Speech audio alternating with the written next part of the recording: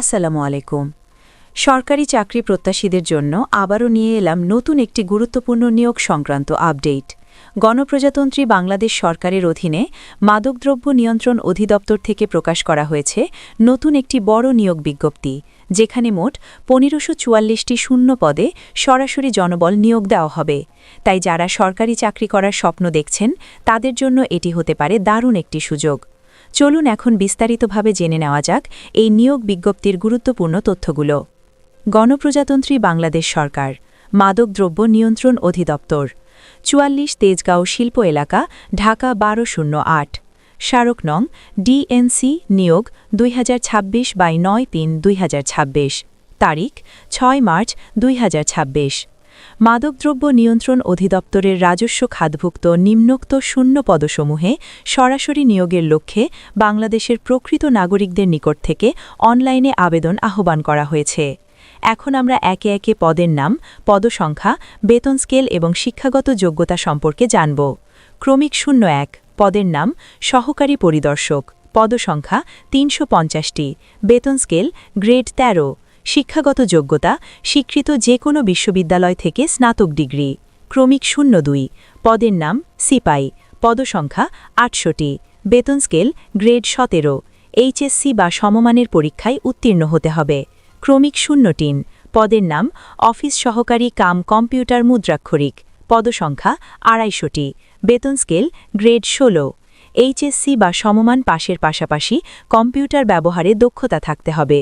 ক্রমিক ০৪ পদের নাম গাড়ি চালক, পদসংখ্যা ১৪৪টি, বেতন স্কেল গ্রেড ১৬, জেএসসি বা সমমান পাস এবং বৈধ ড্রাইভিং লাইসেন্স থাকতে হবে।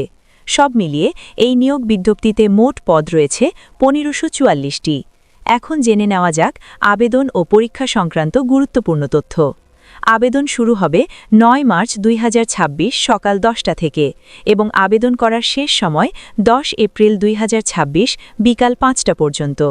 প্রার্থীদের বয়সসীমা নির্ধারণ করা হয়েছে ১৮ থেকে ৩০ বছর, তবে বিশেষ ক্ষেত্রে সর্বোচ্চ ৩২ বছর পর্যন্ত আবেদন করা যাবে।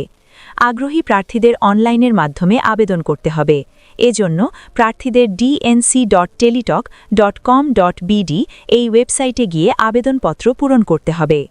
আবেদন সম্পন্ন করার পর প্রার্থীদের ৭২ ঘণ্টার মধ্যে টেলিটক প্রিপেইড সিমের মাধ্যমে এসএমএস করে পরীক্ষার ফি জমা দিতে হবে, অন্যথায় আবেদনটি বাতিল বলে গণ্য হবে।